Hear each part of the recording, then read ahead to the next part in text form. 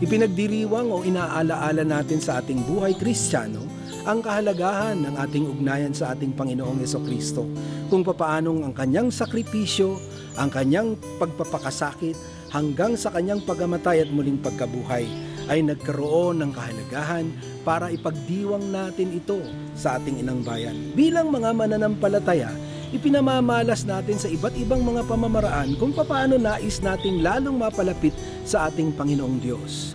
Bilang isang buong lipunan, isang pamayan ng Kristiyano, nagsasama-sama tayo sa pagdiriwang sa ating mga simbahan, kung saan pinapaalaala sa atin sa pamamagitan ng pangaral ng mga pare kung ano ang ibig sabihin ng buong pagdiriwang. Meron din tayo sa ating kultura na tinatawag na mga ginagawang prosesyon sa iba't ibang lugar sa ating mga bayan. Doon hinahangaan natin kung papaanong binigyan natin ng pagkakataon ng malalaking ribulto ng mga santo at ng mga taong naging bahagi na ng ginawang sakripisyo ng Panginoon. Ipinamamala sa atin na sila ay mga karaniwang tao maaaring kathalintulad din natin na sa kasalukuyang panahon, mabibigyan natin ng patotoo sa buhay natin ang mga bagay na ito para sumunod din tayo sa daan ng ating Panginoon. O nga't sinabing daan ng pagpapakasakit, subalit ang daang ito'y magiging daan din para tayo'y lalong mapalapit at magkaroon ng kaligtasan pagdating ng panahon. Sa panahong ito, mayroong ibang mga nagtataka. Bakit ba sa halip na tayo'y malungkot dahil malungkot ang pangyayari, nagsasaya pa tayo bilang mga mananampalataya?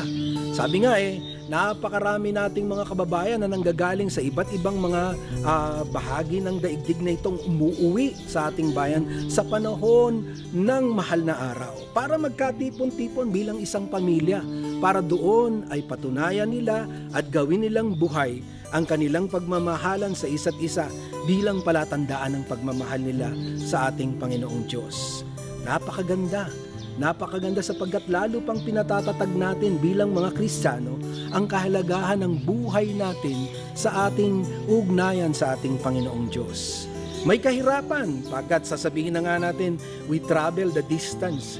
Naglalakbay tayo sa malayong lugar o manggagaling sa malayong lugar upang patunayan lang natin na ang mga layo at lugar na ito hindi magiging hadlang para mapatutuhanan natin ang pagmamahal natin sa ating Panginoong Diyos.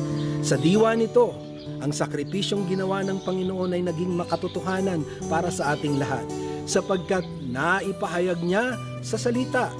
At ang hamon niya sa atin, bigyan natin ng buhay sa ating mga ginagawa, na ang kanyang sakripisyo ay maging palatandaan palagi para sa ating lahat, para lalong tumibay ang ating pagmamahal sa Diyos at sa isa't isa.